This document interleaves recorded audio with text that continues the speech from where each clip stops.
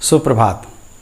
पिछले क्लास में हम लोगों ने पादपों में पोषण के बारे में पढ़ा, जिसमें हम लोगों ने देखा कि हरे पौधे स्वपोषी होते हैं और कुछ पौधे विषमपोषी भी होते हैं। अब आइए जंतुओं में पोषण किस प्रकार होता है इसे देखते हैं। सभी जंतु विषमपोषी होते हैं, यानी वे अपना भोजन अन्य जंतु और पेड़ पौधों से ग्रहण करते हैं।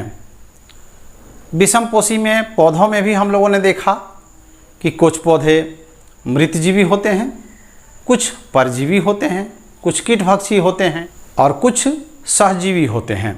जंतु भी विषमपोषी होते हैं और इनके भी विभिन्न प्रकार हैं।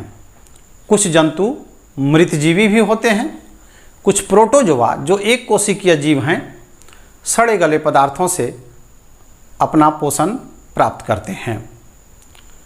कुछ परजीवी होते हैं, जैसे आपने नाम सुना होगा लीच, जिसको हिंदी में जोंक कहते हैं, यह एक परजीवी है। जूं जो माथे में रहता है यह भी परजीवी है। मच्छर भी परजीवी है, लेकिन ये ऐसे परजीवी हैं जो रहते कहीं और हैं, भोजन ग्रहण करने के लिए हमारे शरीर से रक्त ले लेते हैं। इसी तरह से कुछ परजीवी ऐसे होते हैं जो होस्ट के शरीर में रहते भी हैं और उनसे पोषण प्राप्त करते हैं। जैसे आपने नाम सुना होगा फीता कृमि।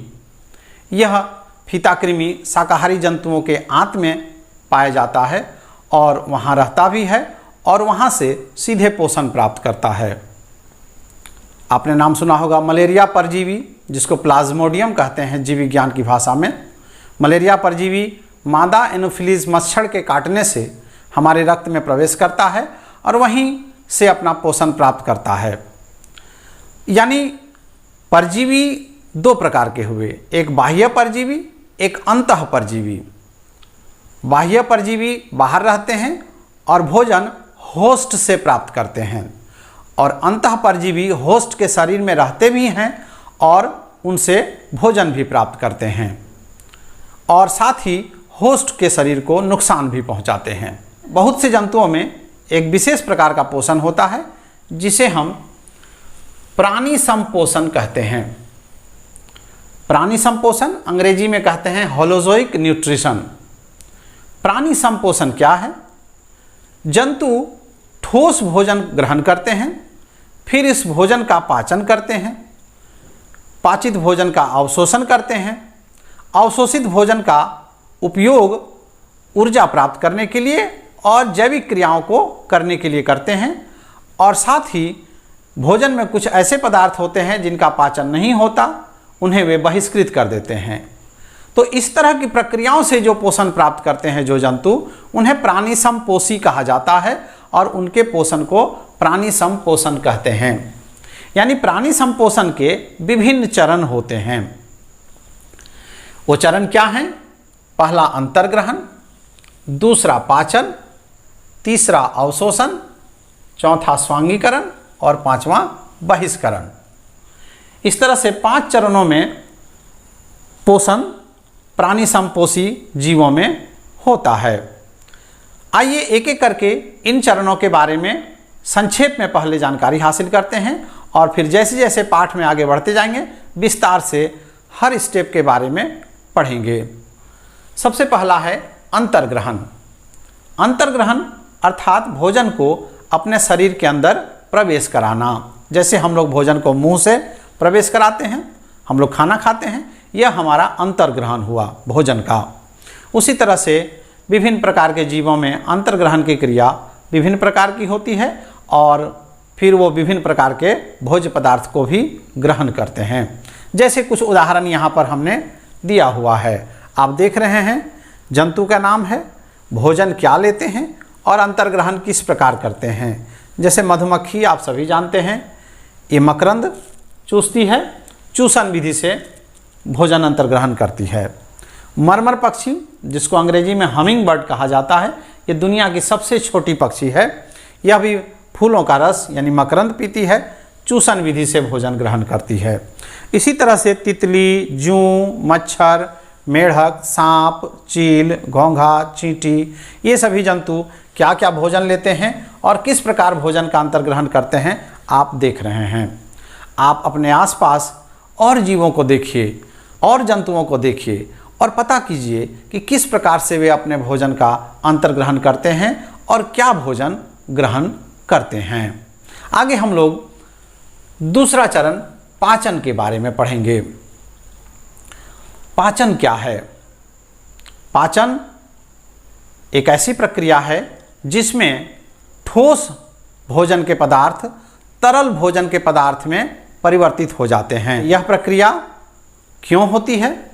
क्योंकि जंतुओं का शरीर ऐसा बना होता है, जो प्राणी संपोषी होते हैं उनका शरीर तरल पदार्थ यानी जो जल में घुलनशील पदार्थ हैं भोजन के, उन्हीं को अवशोषित कर पाता है। जो भोजन के पदार्थ जल में घुलनशील नहीं हैं उनको प्राणी संपोषी जीवों में ग्रहण करने की क्षमता नहीं होती है। इसलिए पाचन बहुत जरूरी है। पाचन अघुलनशील भोज्य पदार्थों को घुलनशील भोज्य पदार्थ में परिवर्तित कर देती है। हमारे शरीर में जब हम भोजन ग्रहण करते हैं तो पाचन के दो चरण होते हैं। एक होता है भौतिक पाचन। भौतिक पाचन में हम क्या करते हैं? भोजन के बड़े बड़े टुकड़ों को छोटे छोटे टुकड़ों में परिवर्तित कर देते हैं। यह भौतिक पाचन हुआ।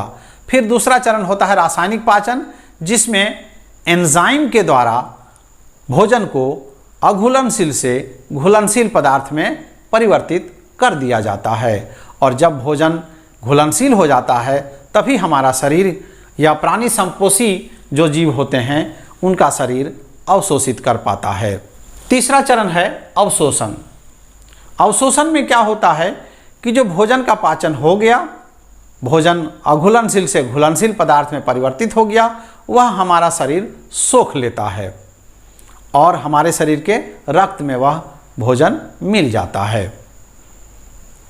अवशोषण के बाद अगला चरण है स्वांगीकरण। एसिमिलेशन अंग्रेजी में कहते हैं। इस प्रक्रिया में क्या होता है कि जो भोजन अवशोषित हुआ उस भोजन का उपयोग जैविक प्रक्रियाओं को पूरा करने के लिए प्राणी संपोषी जीवों में किया जाता है। और फिर अंतिम चरण बहिष्करण है, जिसको इजेशन या डिफिकेशन कहते हैं। इसमें जो भोज्य पदार्थ पाचित नहीं होते, जिनका पाचन नहीं होता है, वह ठोस ही रह जाते हैं, वह हम अपने शरीर से निष्कासित कर देते हैं। और इस प्रकार से 5 चरणों में प्राणी संपोषी जीव पोषण प्राप्त करते हैं। तो आज हम लोगों ने संक्षेप में पोषण के विभिन्न चरणों को पढ़ा। अगले क्लास में अलग अलग जीवों में किस प्रकार पोषण होता है, जैसे अमीबा में कैसे होता है, हमारे शरीर में पोषण किस प्रकार होता है, इसके लिए कौन कौन से अंग हैं, गाय के शरीर में किस प्रकार पोषण होता है, इनके बारे में विस्तार से पढ़ेंगे।